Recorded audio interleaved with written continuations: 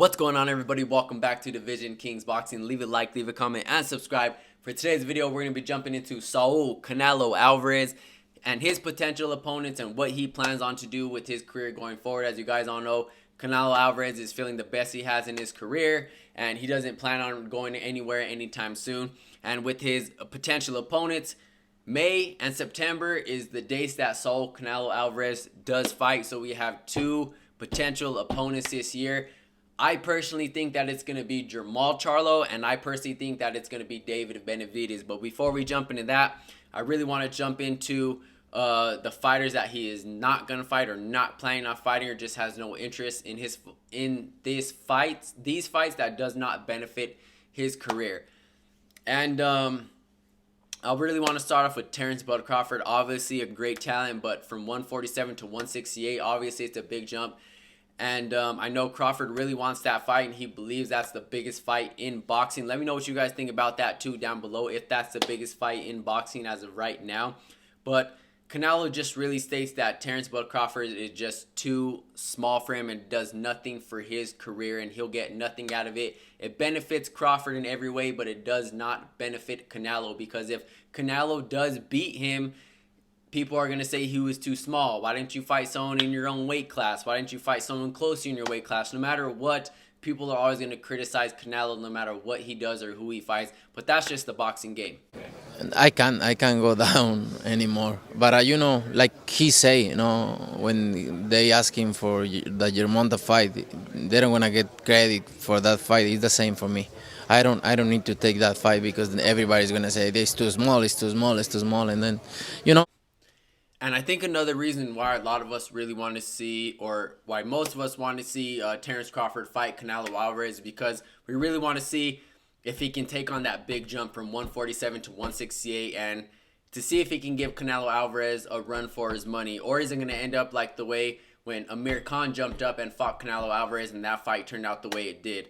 But I think the reason why Crawford can jump up is because the dominant performance that he had over Earl Spence Jr. and what he's done with his career.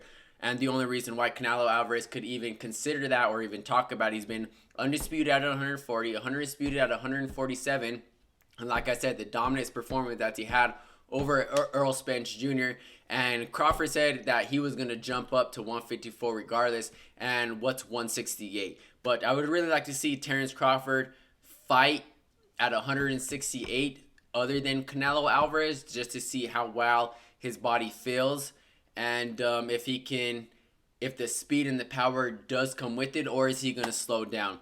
And Canelo Alvarez pretty much already stated that he can't go nowhere under 168. His body just doesn't allow him, and he just can't do it overall in general. But I'd really like to see Terrence Crawford compete at 168 with someone else other than Canelo Alvarez, just to see how well he does. And Canelo Alvarez already has that experience, and he has that experience at 168, and he's already established himself at 168, so he knows what his body can do there and how well he can perform. Another fighter that I want to jump into is Munguia. As you guys all know, Munguia is under Golden Boy Promotions, aka Oscar De La Hoya, and I don't see Canelo Alvarez really having any type of business or involving himself with Golden Boy and Oscar De La Hoya, obviously after their dispute and their fallout.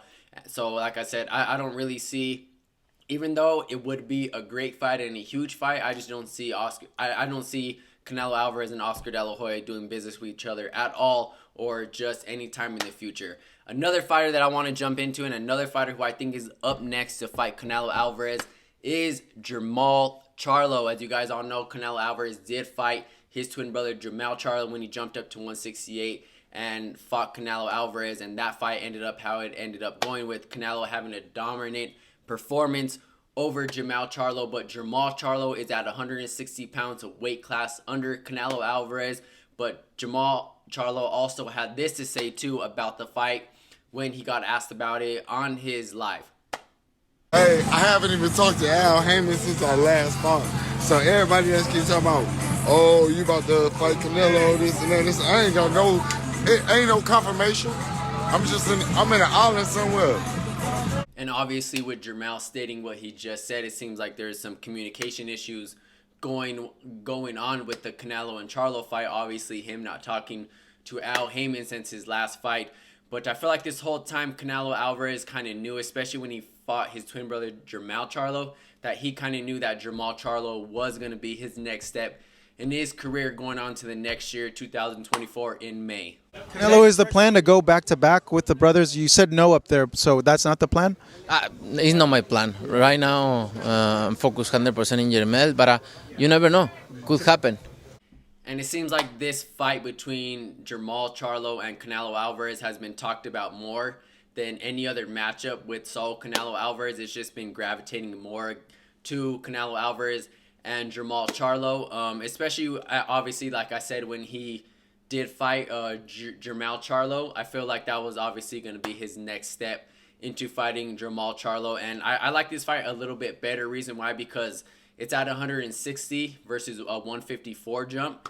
And I feel like Jermall Charlo is going to make this fight a lot more competitive than what his brother did. And this is the only reason why I like that fight more than I like this fight more than I like the Jermall fight. But don't get me wrong, the Jermall and Jermall are very, very talented fighters, but they're very talented fighters in their own weight class. So let's see how well Jermall Charlo does do if the fight does happen. But like I said, I think this is going to be the fight for May. And then the fight that everybody wants to see is going to be David Benavidez, a.k.a. the Mexican Monster. The fight that we all want to see. I'm personally going to pick David Benavidez to beat Canelo Alvarez, but I think that's going to be his next step going into September, because eventually you're going to have to fight him.